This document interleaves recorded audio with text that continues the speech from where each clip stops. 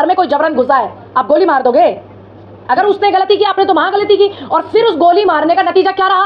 कितनी दुकानें जली हैं, कितने घर जले हैं, कितने घर टूटे हैं, अंदाजा था? वही मैं पुलिस के लिए ही बोल रही हूँ कि उसने गोली चलाई है, लेकिन इसका विषय जो है जांच का, ये पुलिस जांच करेगी ना भाई, कि गोली किसने चलाई है और गोली चली कैसे, गोली आई कहां से, बंदूक आई कहां से, व्यवस्था लेकर के कौन बैठा था? इसका मतलब व्यवस्था लेकर के बैठे थे कि कोई छत पे चढ़ रहा है उसको तुरंत मार दो। मुस्लिमों को सड़क पे से हटाया गया था नमाज पढ़ने के लिए, और हजारों हिंदुओं ने अपने घर दिए थे नमाज पढ़ने के लिए।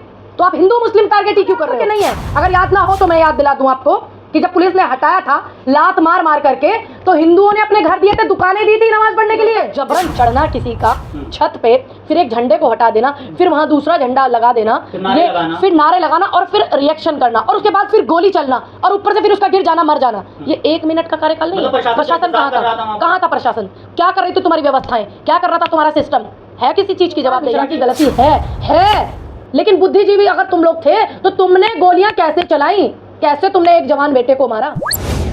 जी यूपी के बहराइच में दंगा जो हुआ है, उसमें जो कह रहे हैं कि गोली मारी है हिंदुओं ने, और वो कह रहे हैं मुसलमान की इन्होंने उसने गोली मारी है, ये क्या देखती हैं आप? इसका मतलब आपको ज्यादा पता है, आप इस दंगे से जुड़े हुए तो नहीं है। आपको कैसे पता इस बात का कि हिंदुओं ने गोली मारी है? और इतनी भीड़ में, इतने मजमे में आप कैसे कह सकते हैं? जो इसका आरोपी है उस लड़के ने खुद वीडियो में गोली लगते हुए इस बात को स्वीकारा है, सर हमसे गलती हुई है, हमसे भूल हुई है कि हमने गोली चलाई, हम जीवन में ऐसा काम नहीं करेंगे। और फिर भी आप इस बात को कह रहे हैं कि गोली हिंदू ने चलाई है और इन्होंने चलाई है और उन्होंने चलाई है। मेरी नज़रिए में गोली मुस्लिम ने नहीं चलाई है, एक आरोपी ने, एक हिंसा फैलाने वाले व्यक्ति ने, गुंडे ने गोली चलाई है, सरफराज ने गोली चलाई है, जो उसने खुद वीडियो में स्वीकारा है। और आप इसको आप हिंदुओं का देखिए, बहुत सारी चीज़ें ऐसे वीडियो बाद में आते हैं, हो सकता है नहीं आए। आप कैसे कह सकते हैं इस बात को कि हिंदू ने गोली? क्या आप ही ने उस हिंदू को भेजा था उस लड़के को मारने के लिए? आपने भेजा था क्या? गोपाल की वीडियो आ गई। मेरी बात का आपने जवाब नहीं दिया। क्या सबूत मिल गया बताइए? किसी घर में टांगों की जबरदस्ती गलत है, बिल्कुल गलत है। कानूनी कार्रवाई करानी चाहिए थी, आपको एप्लीकेशन FIR करानी चाहिए थी। अगर आपके घर में कोई जबरन घुसा है, आप गोली मार दोगे? अगर उसने गलती की, आपने तो वहां गलती की। और फिर उस गोली मारने का नतीजा क्या रहा? कितनी दुकानें जली हैं, कितने घर जले हैं, कितने घर टूटे हैं, अंदाजा था इस बात का कि इतनी हिंसा बड़ी फैल गई। बहराइच को आज दंगों में झांकने झकोरने वाली चीजें हो गई। बिल्कुल गलत किया उस लड़के ने। तो इसका मतलब ये आप भी गलत करोगे, आप किसी की हत्या कर दोगे, आप किसी की जान ले लोगे। लेकिन जो गोली लगी है वो किसने चलाई है, ये बताइए आप उसको, गोपाल मिश्रा को। देखिए, जिसने गोली चलाई है उस लड़के ने खुद इस बात को स्वीकारा है, जो पकड़े गए। दूसरी बात, ये काम, ये जांच, ये पड़ताल करने का काम पुलिस का और सरकार का है, मेरा नहीं है। जितना मैंने एनालिसिस किया इस पे किया, मैंने जितना पढ़ा, मैंने जितना देखा वीडियो, मैंने खुद उस लड़के का वीडियो देखा, वो उल्टा पुलिस पे गोली चला रहा था और बोल रहा था। क्यों नहीं बोलूंगी? ने बोला है कि मैंने गलती से पुलिस पे गोली चलाई है। लड़के पे गोली, वही मैं पुलिस के लिए ही बोल रही हूँ कि उसने गोली चलाई है, लेकिन इसका विषय जो है जांच का, ये पुलिस जांच करेगी ना भाई, कि गोली किसने चलाई है और गोली चली कैसे, गोली आई कहां से, बंदूक आई कहां से, व्यवस्था लेकर के कौन बैठा था? इसका मतलब व्यवस्था लेकर के बैठे थे कि कोई छत पे चढ़ रहा है उसको तुरंत मार दो। बताइए, अगर कोई बंदा पुलिस पे गोली चला रहा है तो क्या वो गलत नहीं है? पुलिस पे गोली चला रहा है, क्या गलत नहीं है आपकी नजरों में? किसी के धर्म पर, धर्म का बिल्कुल गलत है। मैं 4 बार बोल चुकी हूँ जब से आप हैं यहाँ, बिल्कुल गलत है। किसी के धर्म के झंडे के साथ, किसी के धर्म के साथ छेड़छाड़ करना बिल्कुल गलत है। और एक बात बता दूं आपको कि जैसे उसने गलती किया तो क्या आप उसको गोली मार दोगे? आपका काम है FIR कराने का, जेल भेजने का। लेकिन आप मान्यवर जब तो एक बार भी नहीं बोले थे, जब इतने सारे मुस्लिमों को सड़क पे से हटाया गया था नमाज पढ़ने के लिए, और हजारों हिंदुओं ने अपने घर दिए थे नमाज पढ़ने के लिए, तो आप हिंदू मुस्लिम टारगेट ही क्यों कर रहे हो? याद है आपको कि नहीं है? अगर याद ना हो तो मैं याद दिला दूं आपको कि जब पुलिस ने हटाया था लात मार मार करके, तो हिंदुओं ने अपने घर दिए थे, दुकानें दी थी नमाज पढ़ने के लिए। इस तरह से तो जब कावड़ यात्रा, वही उन्होंने सेवा की। हाँ, जब मुसलमान भी सेवा करते हैं। हाँ, तो वही हम बता रहे हैं। तो आप ये मत सोचिए, तो वही चीज बोली जा रही है कि जैसे एक बयान जारी हो रहा है उत्तर प्रदेश CM का कि बटोगे तो कटोगे। आप इसको गलती क्यों चला रहे हो कि ये बात हिंदुओं को कही जा रही है? ये बात पूरे देश पर लागू होती है कि हमें देश को हिंदू मुस्लिम में, सिख ईसाई में नहीं बंटना चाहिए, बौद्ध पारसी में नहीं बंटना चाहिए। भाई बटो मत, एक रहो, पूरा देश एक रहे। और इस चीज को भ्रमित करने के लिए CM योगी बयान चला रहे हैं, आप उनका काम और डबल कर रहे हो। 80-20 की बात कौन करता है? अगर आपको इतना ही डर है तो फिर आप गद्दी पे बैठने लायक नहीं हो। 80-20 की आप नौजवानों के अंदर भय पैदा कर रहे हो। 80-20 में तो सरकार बांट रही खुद। भाई मैंने बोला ना, आप तो भय पैदा कर रहे हो ना, फिर तो आप कुर्सी पे बैठने के लायक ही नहीं हो कि बटोगे तो कटोगे। आप एक धर्म के लिए नहीं बोल रहे इस चीज को, आप इस नजरिए से देखिए। हमारा और आपका क्या काम है कि हम पूरे देश के नजरिए से देखेंगे। इस भारत के भाईचारे को बांटो मत और कटो मत। फिर तो क्या सीएम योगी को इस्तीफा दे देना चाहिए? बिल्कुल दे देना चाहिए, वो अपने कार्यकाल को ठीक से नहीं कर पा रहे हैं। शोभा यात्राओं में हथियार लेकर चल रहा। अगर एक सीएम कुर्सी पर बैठ करके और एक समुदाय को सिर्फ एक सवाल करे और उनको जवाब दें और ये कहें कि बटो मत और भय पैदा करें नौजवानों के अंदर जो भयभीत है, फिर उसको कैसे सत्ता में आप देखोगे?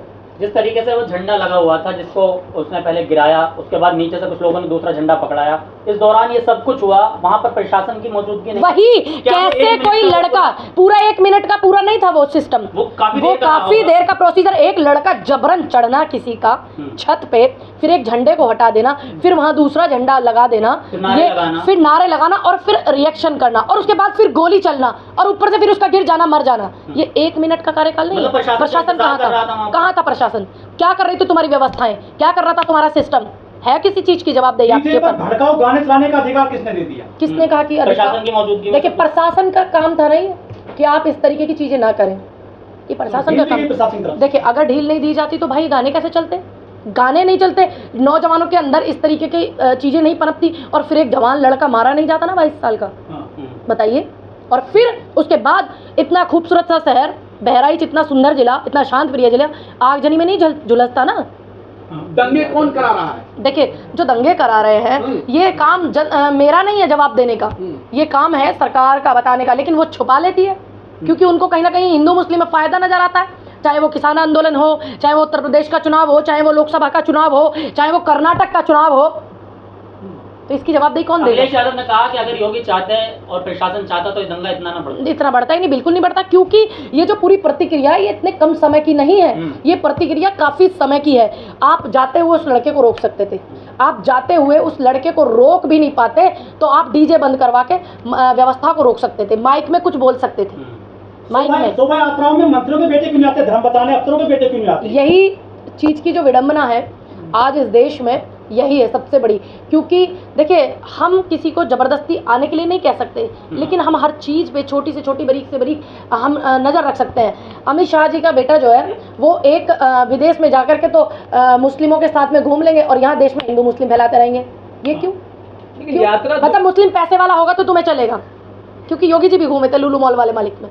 तो आप जनता के बीच में कम से कम ऐसा संदेश तो ना दें जिससे कि हमारे भाईचारे में खराबी आए और यहाँ हिंसा फैले। शोभा यात्राओं में हजारों लोग चले जाते हैं, लेकिन एजुकेशन के लिए, विकास के लिए, नौकरी के लिए कभी आगे सड़क पर क्यों नहीं आंदोलन करते हैं आकर के? देखिए, ऐसा नहीं है, आप ये वाली बात गलत कह रहे हैं, क्योंकि जब यूपीएससी के लिए लड़ाइयाँ लड़ी थी तो दिल्ली में आंदोलन हुआ था, आर्मी वालों का 70,000 बच्चों का भी आंदोलन हुआ था। ऐसा बिल्कुल भी नहीं है। आंगनवाड़ी महिलाएं जो लखनऊ में बैठी थी वो भी आंदोलन कर रही थी, ऐसा नहीं है। लेकिन अच्छी बात है, आप अपने धर्म यात्राओं में ज्यादा से ज्यादा संख्या में जाओ, जाना चाहिए, क्यों नहीं जाना चाहिए भाई?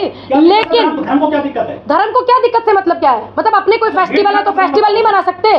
आप कौन होते हैं कहने वाले इस बात को कि आप अपने त्योहार नहीं मना सकते? कौन है आप कहने वाले? अरे बस आप ये देखिए कि आपकी व्यवस्थाएं नहीं बिगड़नी चाहिए, हिंसाएं नहीं होनी चाहिए। आपको कोई अधिकार नहीं है कि आप ये कहें कि धर्म को क्या दिक्कत और यात्राएं में नहीं आनी चाहिए भीड़। अच्छा, पूनम जी, जिस तरीके से और भी जगह शोभा यात्रा में, जैसे सबसे पहले जहांगीरपुरी दिल्ली में दंगा हुआ और भी कई जगह से इस तरीके, हाँ, नूह मेवात में भी हुआ, लखीमपुर में भी हुआ, तो क्या ये धर्म के जो तमाम आयोजन है, तमाम रैलियां, चाहे वो किसी भी धर्म की, मुस्लिम समाज की हो, चाहे मिलादुन नबी की यात्रा हो, इस तरह की यात्राओं पर रोक लगनी चाहिए? क्योंकि सड़क पर लोगों को परेशानियां भी होती है और बार बार दंगे की तरफ जो है वो झुक जाते हैं। देखिए, जो दंगे हैं आप उन पे रोक लगा सकते हैं, क्योंकि आप किसी की आस्था के साथ खिलवाड़ नहीं कर सकते। दूसरी बात मैं आपको कहूँगी, जितने भी पंथ हैं, जितने भी मजहब हैं, उनका एक समय कार्यकाल है कि वो कब उत्पन्न हुए, कब से कब तक रहे।